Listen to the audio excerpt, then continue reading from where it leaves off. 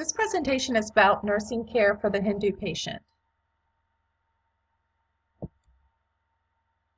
The purpose is to research and explore the lifespan of the Hindu patient and how it relates to the nursing care that you get.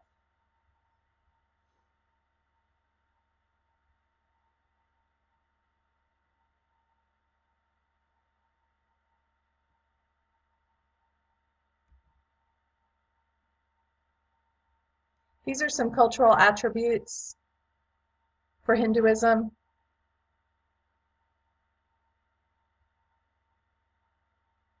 One of the major beliefs with Hindus is karma and reincarnation.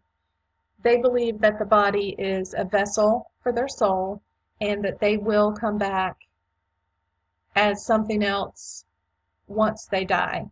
And karma plays into this. If they have had good karma in life, then they will come back more positively or in a better vessel for their soul than if they had bad karma.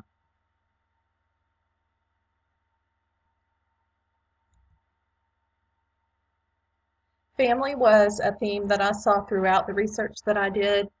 You will always, if you're in the hospital, you always have a lot of visitors with these patients.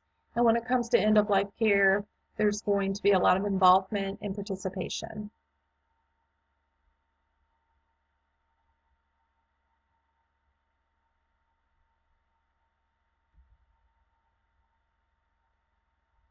The childbearing years was especially important to me and interesting to research because I'm a labor, delivery, postpartum nurse. And it was fun to see the research that I did and apply it to what I've seen in the past. One important thing to keep in mind with these patients is postpartum depression. Any kind of mental illness with Hindus is stigmatized. So they don't talk about it and they won't admit it. So it's important to really assess for that and to watch for signs and symptoms and be a support system.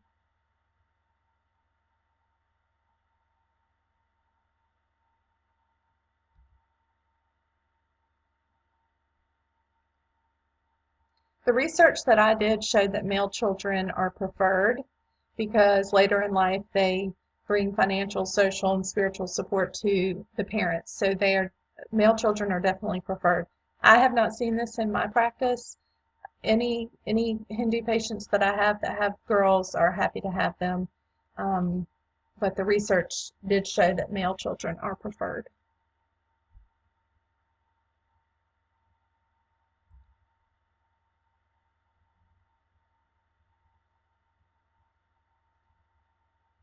There is a caste system in place.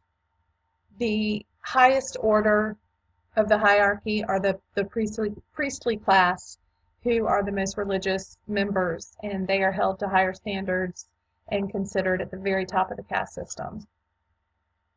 The bottom of the caste system are the laborers. Marriages are also usually arranged by parents, so it's important to keep in mind that when you have some Hindu patients, they may not have approved of the marriage themselves. It might have been something that was arranged.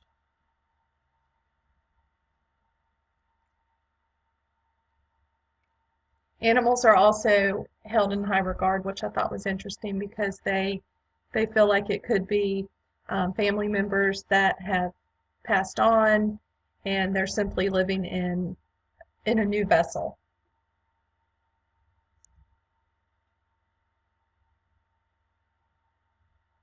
But once again, this is the end of the life care where family is very important and they want to participate in the care of the patient.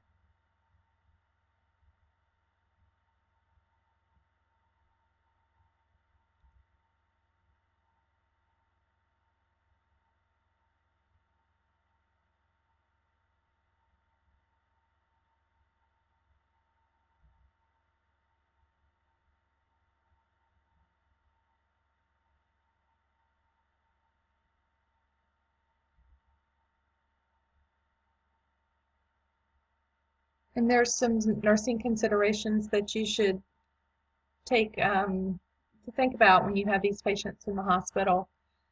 Let these patients practice their religion and their culture to to the extent that they want to, and it's important to assess them and just simply ask them if there's anything special you can do or provide to help them practice how they would like to practice.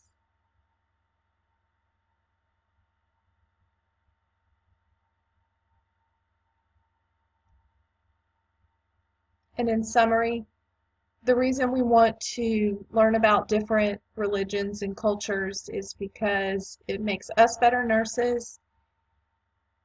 It helps us to understand why people do the things that they do, and it helps for us to be culturally competent and sensitive, which makes us all better nurses in the end.